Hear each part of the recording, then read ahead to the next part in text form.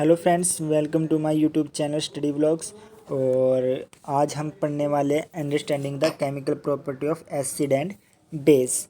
तो friend, last video में हमने पढ़ा था एसिड एंड बेस को कैसे आइडेंटिफाई करते हैं, how you identify the acid and base. तो हमने क्या पढ़ा था, हम टेस्ट करके आइडेंटिफाई कर सकते हैं कि एसिड होगा और बेस होगा।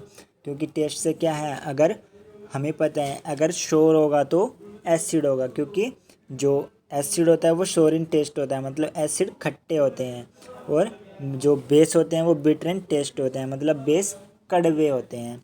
लेकिन फ्रेंड, अगर हल्का एसिड है या हल्के बेस, उनको आप टेस्ट कर सकते हो, लेकिन अगर हैवी एसिड और हैवी बेस होगा तो आप उन्हें टेस्ट नहीं कर सकते।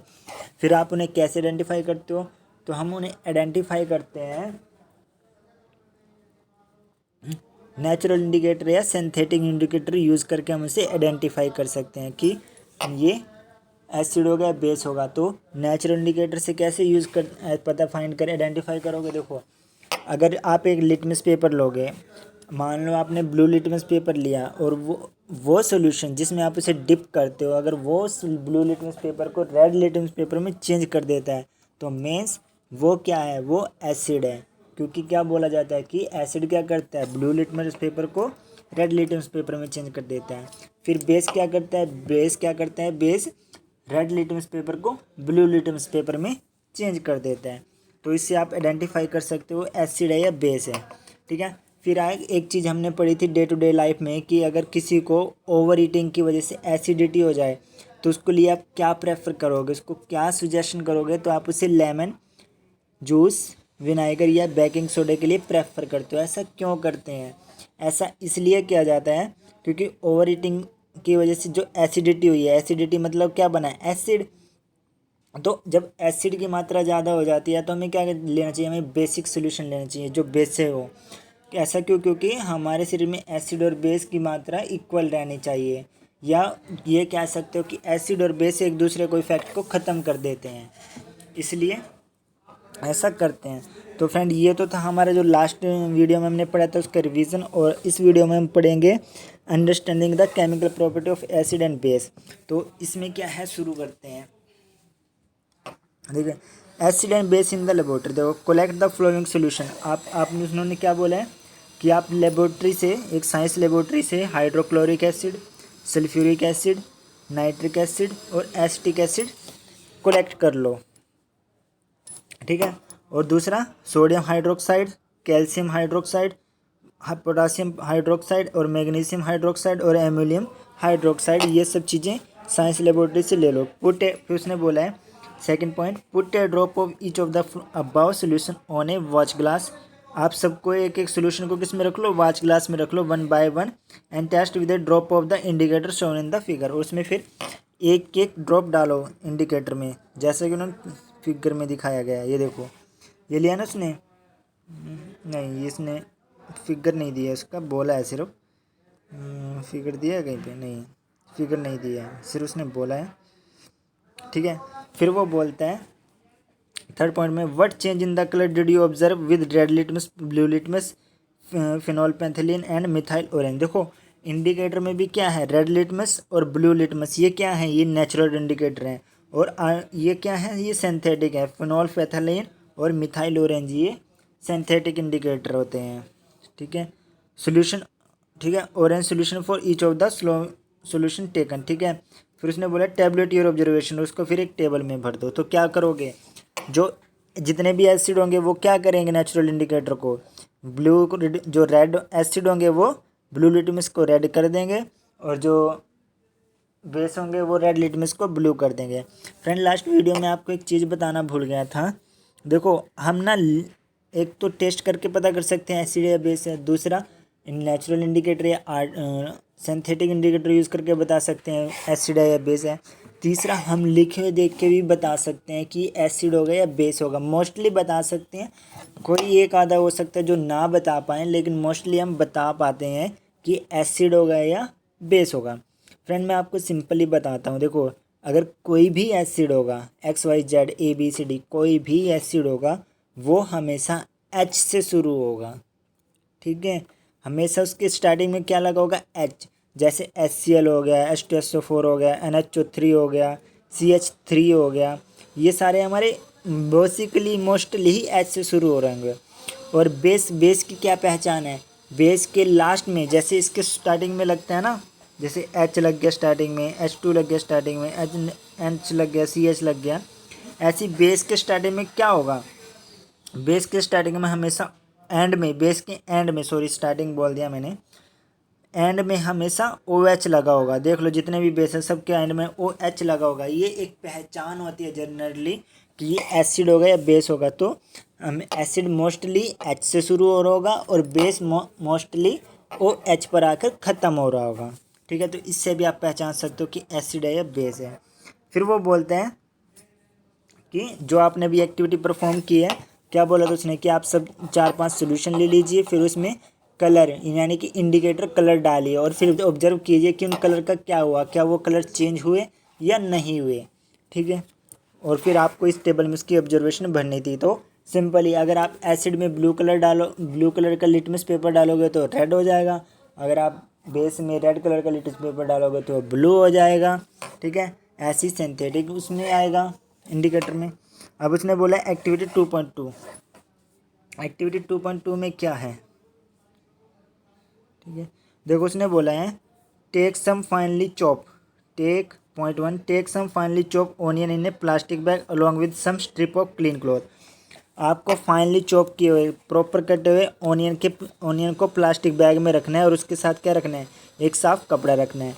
Tie up with bag tightly and leave overnight in A fridge. अब आपको उसका अच्छे से बांध देना है और उसको एक रात के लिए फ्रिज के अंदर रख देना है। The cloth strip can now be use to test for acid and base. अब जो क्लॉथ था जिसमें आपने उसको बांधा था उसको आप अगले दिन टेस्ट के लिए लेके जाइए कि एसिड टेस्ट था या बेस। ठीक है, फिर सेकंड पॉइंट बोलता है take two of this strip. ठीक है, वो बोलता है take 2 of this cloth strip and check their odour. अब उसने क्या बोला कि इनके 2 टुकड़े कर लीजिए और उसका ओडोर चेक कीजिए। फिर तीसरे पॉइंट में बोलता है keep them a clean surface and put a few drop of dilute acid solution on the strip and few drop of NaOH।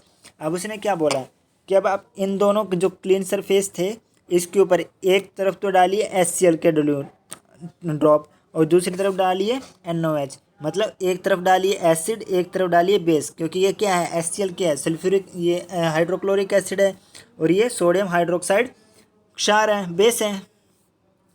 ठीक है, फिर उसको क्या बोलते हैं, अब क्या कर बोलते हैं चौथे पॉइंट में rinse both close strip with water and again check their odour. अब उसने बोला अब इन दोनों को ना धुल दीजिए। ठीक है, और उसके बाद चेक कीजिए कि अब क्या है। नोट योर ऑब्जर्वेशन, अब चेक कीजिए। Now take some dilute vanilla essential and clove oil and check their odour. अब उसने क्या बोला कि अब एक काम कीजिए, अब एक वनीला लीजिए, ठीक है, और दूसरा क्लोव ऑयल लीजिए। वनीला जो होता है वो क्या होता है, बेस होता है, और क्लोव ऑयल एसिड होता है दोबारा। फिर उसने बोला कि अब क्या करना है तीसरे में, take some dilute acid solution 1 test tube and dilute NaOH in another tube. अब 2 टेस्ट ट्यूब लीजिए, एक में HCl का सोल्यूशन डालिए, दूसरे में सोडियम हाइड्रोक्साइड का सोल्यूशन डालिए। एड फ्यू ड्रॉप, अब बोलते हो कि उसमें कुछ ड्रॉप्स वनीला इसकी डाल दीजिए एक टेस्ट ट्यूब में और इसे शेक कीजिए well. Check the odours once again and record change in order. ठीक है, सिमिलरली टेस्ट ट्यूब चेंज, मतलब उसने 2 टेस्ट ट्यूब लिए, एक में हाइड्रोक्लोरिक एसिड ले लिया, दूसरे में सोडियम हाइड्रोक्साइड ले लिया। ठीक है, उसने यही बोला ना, एक में हाइड्रोक्लोरिक एसिड लो, एक में सोडियम हाइड्रोक्साइड लो। अब उसे अच्छे से हिलाइए, एक में वनीला डाल दीजिए, एक में क्या डाल दीजिए, क्लोव ऑयल डाल दीजिए। ठीक है, और जो आपने देखा वो ऑब्जर्वेशन नोट कर लीजिए। अब ऑब्जर्वेशन में क्या आएगा, which of this vanilla onion clove can be use as olfactory indicator on the base of your observation. अब उसने बोला है कि जो ये हैं इनको आप क्या कर सकते हो, वनीला हो गया, ऑनियन हो गया, क्लोव हो गया, ओलाफैक्ट्री इंडिकेटर के लिए यूज़ कर सकते हो। Let us some do more activities the chemical property of acid. अब वो बोलता है कि कुछ और प्रॉपर्टीज डिस्कस कर एसिड और बेस के केमिकल प्रॉपर्टीज़ के बारे में और जान सकें। अब उसने क्या बोला है, सेकंड टॉपिक वो दे रहा है कि how do acid and base react with metal. अब एसिड और बेस मेटल के साथ कैसे रिएक्ट करते हैं ये बताना है। सिंपली कुछ नहीं करना है, ये एक्टिविटी दे रखी है, आप इस एक्टिविटी को पढ़ लेना है एक बार अच्छे से। ठीक है, उसने जो जो बोला है वो कर लेना है। सिंपली बता देता हूँ मैं कि एसिड के साथ कैसे रिएक्ट करते हैं। देखो, कभी भी एसिड, ठीक है, कोई भी एसिड होगा, अगर वो मेटल के साथ रिएक्ट कर रहा होगा तो वो हाइड्रोजन गैस को रिलीव करेगा। पहली बात तो ये हमेशा हाइड्रोजन गैस निकलेगी। दूसरा वो मेटल के साथ रिएक्ट करके साल्ट बनाएगा। ठीक है, ये इसका मेन पॉइंट है कि note that the metal in the above reaction display hydrogen atoms, एक हाइड्रोजन एटम दिखेगा और दूसरा क्या दिखेगा, कंपाउंड कॉल्ड सॉल्ट, और एक कंपाउंड बनेगा जिसे सॉल्ट कहते हैं। ठीक है, दूसरे में वो अब क्या बोलते हैं, place a piece of granite zinc metal, देखो उसने दूसरे में दिखा भी दिया है। अब यहाँ पे क्या लिया है, पहले उसने किसकी की, एसिड की, ये तो एसिड की रिएक्शन थी ना। हाँ, ये एसिड के साथ की उसने मेटल की, जब एसिड के साथ मेटल की रिएक्शन की तो सॉल्ट बना प्लस हाइड्रोजन बना दिया। ठीक है, दूसरा जब बेस की करोगे, अब एसिड की तो होगी, बेस की रिएक्शन करोगे जब मेटल के साथ तो बेस लोगे प्लस मेटल ले लिया आपने जिंक, तो क्या बनेगा, जिंक सोडियम जिंकेट बन जाएगा, प्लस इसमें भी हाइड्रोजन गैस रिलीव होगी। मतलब उस क्या देखोगे कि you find again hydrogen form in the reaction, however such reaction are not possible with all metals.